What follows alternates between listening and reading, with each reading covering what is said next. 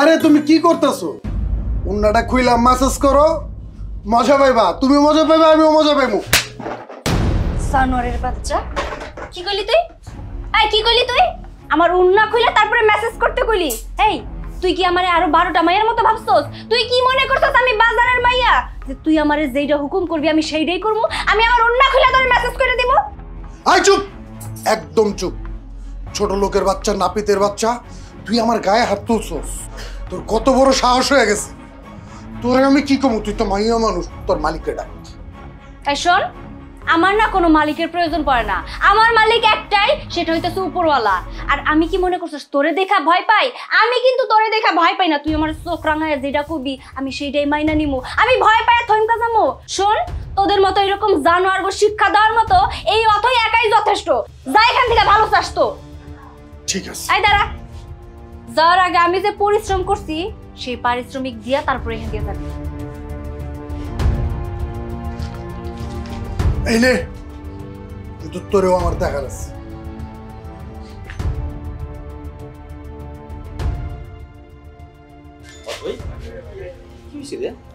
না ভাইয়া, কিছুই হয় নাই, কিছু না। আচ্ছা ঠিক আছে, তুই বাসিতে চলে যা, আমি কাজ করে দিতেছি। আচ্ছা ঠিক আছে, সময় মতো খাইতে যাইও। আচ্ছা আচ্ছা ঠিক আছে, চলে যাস। আইসা।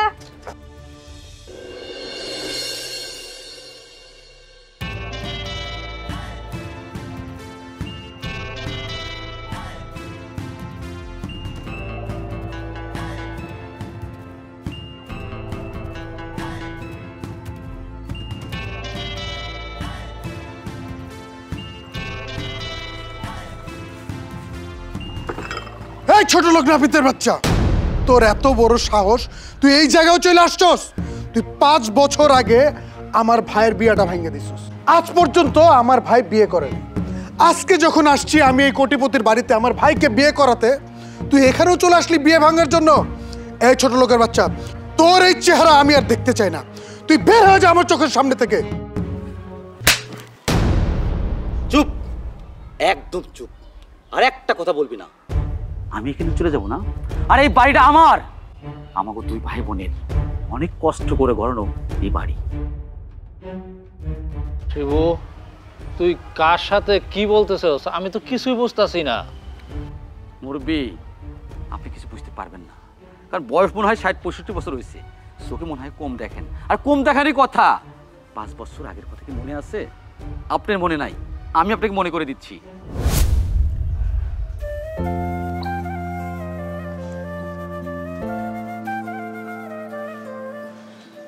আসসালামু আলাইকুম। কি হলো? আপনার বোনের মুখটা দেখান, নাকি এরকম ঢেকে রাখবেন? আমরা তো আপনার বোনকে দেখতে আসছি, তাই না? এরকম ঢেকে রাখলে তো হবে না। আচ্ছা ঠিক আছে, আমার বোনের মুখটা দেখাইতেছি।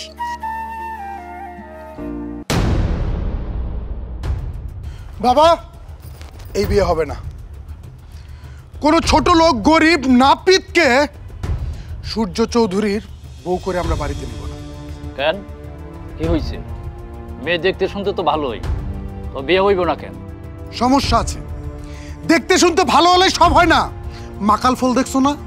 উপরটা কিন্তু খুব সুন্দর, কিন্তু ভিতরে ঠিক ততটাই নোংরা। এই বিয়ে কোনোদিনও হতে পারে না। তুই কি কইতেছস? আমি তো কিছুই বুঝতেছি না।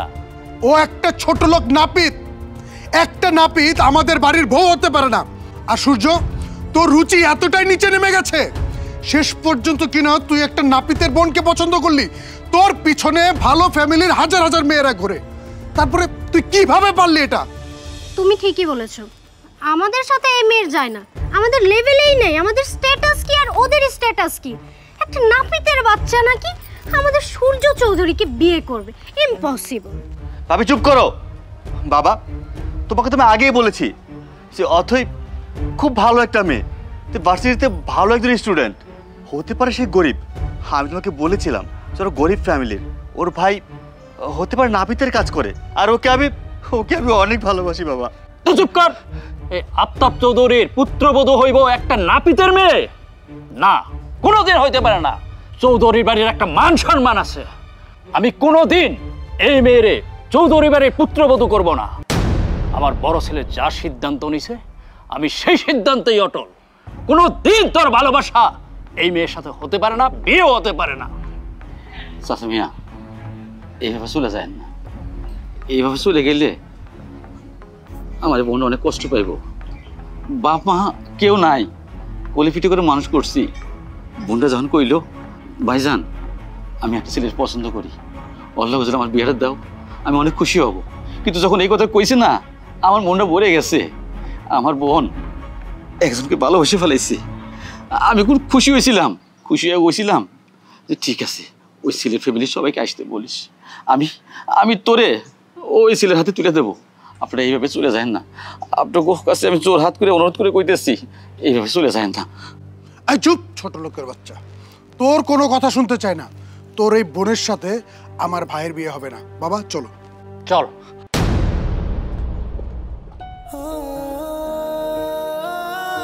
বন্ধু, তুই কোনো কিছু মনে করিস না। আমি ভাই বেঁচে আছি, আমি বেঁচে থাকতে তোর কখনো কষ্ট হইব না, দুঃখ হইব না। এর সাথে ভালো ছেলের সাথে তোর বিয়ে দেবো। তুই কান্না করিস না, তুই কোনো সময় মনও খারাপ করবি না। আমি ভাই, বাবা শুনে তুললো, আমি অধা দিতেছি। আমি তো ভালো একটা ছেলে দেখে বিয়ে দেবো। আমি তোর সুখ দেখতে চাই। তুমি শুধু শুধু আমার নিয়ে চিন্তা করতেছো। এই যে তুমি আমার দিকে তাকায় দেখো না, আমি তোমার বোন। আমি একটু আফসোস করতেছি না, আমি একটুও কষ্ট পাইতাছি না। কেন কষ্ট পামু? যেখানে আমার সামনে আমার ভাইরে দাঁড়ায় দাঁড়ায় ওই মানুষগুলো এতগুলো অপমান করলো, নাপিত কই এতগুলো কথা শুনাইলো, তুমি কি ভাবছো তারপরেও আমি ওই ফ্যামিলির বউ হমু? কখনো না। যে মানুষগুলো আমার সামনে আমার ভাইরে অপমান করে রাখা গেছে না, আমি ওই মানুষগুলোর উচিত জবাব দিয়ে দিমু। আমার ভাইয়ের অপমানের প্রতিশোধ আমি নিমু। আর যে পর্যন্ত আমি প্রতিশোধ নিতে না পারমু, সেই পর্যন্ত আমার কোনো শান্তি নেই।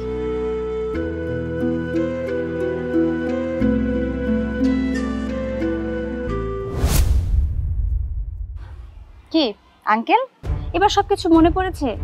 আশা করি ভালো করেই বুঝতে পেরেছেন যে আমরা আসলে কারা, আমরা কোথা থেকে এসেছি। আপনারা ভাববেন না যে আমরা রাস্তা থেকে এসেছি, আমরা ডাস্টবিন থেকে এসে এত বড় বাড়িতে রাজত্ব করছি। না, এই বাড়িটা না আমাদের অনেক পরিশ্রমের ফল। আমার ভাইয়া ওই যে বলেছিলেন না, যাকে নাপিত বলে গালি দিয়েছিলেন, যাকে নাপিত বলে অপমান করেছিলেন, আমার সেই ভাই মানে নাপিত, সে কিন্তু সেই নাপিতের কাজ করে এত বড় একটা রাজমহল তৈরি করেছে। আর এই বাড়িটা আমার এবং আমার ভাইয়ার। আমার ভাইয়া এত কষ্ট করে আমাকে পড়াশোনা করে এত দূর এনেছে। আর হ্যাঁ, 5 বছর হয়ে গেছে, আমি কিন্তু এখনো বিয়ে করিনি। চাইলে বিয়ে করতে পারতাম, কেন করিনি জানেন? কারণ আমি আমার ভাইয়াকে প্রমিস করেছিলাম, আপনাদের মতো কিছু মানুষ আছে না, প্রতিশোধ নেওয়ার জন্য, আপনাদের উপরে প্রতিশোধ নেওয়ার জন্য আমি আজ পর্যন্ত বিয়ে করিনি। আর আমার না এখন বিয়ে টিয়ে করার কোনো দরকার নেই। আমি শুধু এটা ভেবেই অবাক হই যে আপনারা মানুষ, কিন্তু মানুষ না, মানুষ নামের অমানুষ। আপনারা মানুষ, আমরাও মানুষ। শুধু পার্থক্য এখানেই যে আপনাদের টাকা আছে, আমাদের সেই সময় কোনো টাকা ছিল না, যার কারণে আমার ভাইকে আমাকে তুচ্ছ তাচ্ছিল্য করে কথা বলেছিলেন, আমাকে অপমান করেছিলেন। আমি নাপিতের বোন, আমার ভাই নাপিত, যার কারণে আপনার ছেলেকে দিয়ে আমাকে বিয়ে করাতে পারবেন না। আর এই যে আপনার বড় ছেলে, আপনার বড় ছেলে তো একটা কুলাঙ্গার, একটা লম্পট, একটা চরিত্রহীন ছেলে। যদি তাই না হতো তাহলে এই লোকটার বউ থাকা সত্ত্বেও আমাদের স্যালুনে গিয়ে আমাকে বাজে প্রস্তাব দিতে পারতো না। এই লোকটা এত খারাপ চরিত্রহীন লোক একটা, আমি তার নিজের বোনের মতো, বোনের বয়সী।